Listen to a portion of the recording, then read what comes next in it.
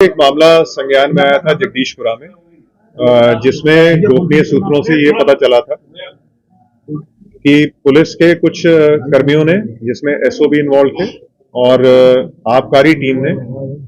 एक परिवार के कुछ सदस्यों को, जो शायद एक जमीन पे केयरटेकर के रूप में रहते थे, उनको अवैध शराब में और अवैध गांजे में बंद किया था और उसके बाद उस जगह का कब्जा तब्दील हुआ। जब ये चीजें संज्ञान में आई, जो 3-4 दिन पहले संज्ञान में आई थी, हालांकि ये घटना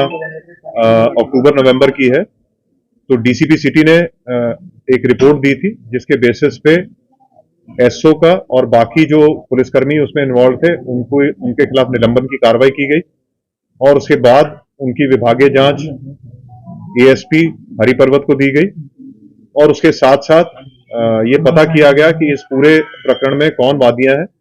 वादिया को बुला के जो उन्होंने तहरीर दी, उस तहरीर के बेसिस पे कुछ पुलिसकर्मियों के खिलाफ और प्राइवेट लोगों के खिलाफ मुकदमा दायर किया गया और जो परिवार वहां पे रहता था, जिसको वहां से हटाया गया था, उस परिवार को पुनः वहां पे विस्थापित किया गया है और उसके अलावा जो भी उसमें लीगल प्रक्रिया करनी है,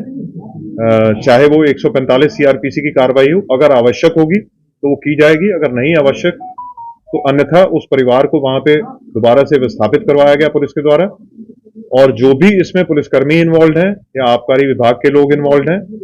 उनके खिलाफ विभागीय जांच करके उनकी जो भी उचित कार्रवाई, उनके खिलाफ सख्त से सख्त कार्रवाई है वो की जाएगी। और जो मुकदमा कायम हुआ और जो बाकी विभागीय जांच है, इसमें एक एसआईटी का गठन किया गया है जो डीसीपी सिटी की अध्यक्षता में पूरी कार्रवाई करेगी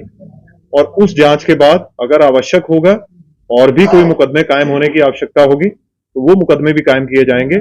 चाहे वो उस टीम के खिलाफ हो जिन्होंने अवैध गांजा बरामद किया या उस टीम के खिलाफ हो जिन्होंने वहां से अवैध शराब बरामद की। पहले उसमें जांच होगी और जांच होने के बाद अगर ये पाया जाता है कि ये सारी जो कार्रवाई थी ये गलत कार्रवाई थी, तो वहां मुकदमा भी कायम होगा और भी जो कार्रवाइयां होनी होगी उनके खिलाफ कार्रवाई की जाएंगी। इसके अलावा इसमें जो भी विवेचक हैं उनकी क्या रोल रहा, क्या भूमिका रही, उसकी भी जांच की जाएगी और अगर आवश्यक होगा तो उनके खिलाफ भी सख्ती से कार्रवाई की जाएगी। सर, जमीनी कब्जे में पुलिस भी इन्वॉल्व रही, आबकारी विभाग वाले मौजूद हुए, तो इसके पीछे मास्टरमाइंड कौन है? क्या ये माफिया ने पूरा? देखिए, ये कब्जे करने में लोग इन्वॉल्व रहे हैं पुलिस के या आबकारी विभाग के, ये तो मैं नहीं कह सकता हूं, लेकिन जो मुकदमा कायम हुए हैं उनमें डेफिनेटली इन्वॉल्व रहे हैं और उसमें कौन भूमाफिया या नहीं है, अगर जो वादिया ने जो नाम लिख के दिए हैं वो आप सबको एफआईआर की कॉपी एक दे दी जाएगी। अगर उसके अलावा भी नाम आएंगे तो बिल्कुल उनके खिलाफ भी सख्ती से कार्रवाई की जाएगी। जब हम डिपार्टमेंट के जो लोग हैं उनके खिलाफ कार्रवाई कर रहे हैं तो जो भी इसमें भूमाफिया या कोई और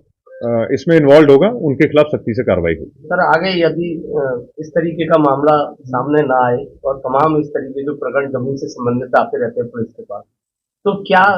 सर देखिए, कार्रवाई बहुत क्लियर है कि कोई भी ऐसे जमीन के मामले जो भी डिस्प्यूटेड हैं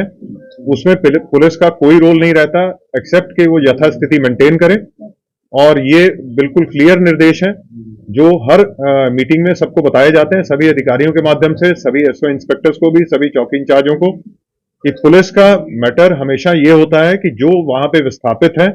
हमारे पास बहुत से कंप्लेनेंट आते हैं जो कहते हैं कि हमारे घर में 25 साल से 30 साल से कोई रह रहा है या दुकान में रह रहा है, तो वो उनको जो लीगल प्रक्रिया अपनी फॉलो करनी है, जो कोर्ट के माध्यम से उनको एविक्शन करवानी है, कोर्ट के माध्यम से एविक्शन करवानी है।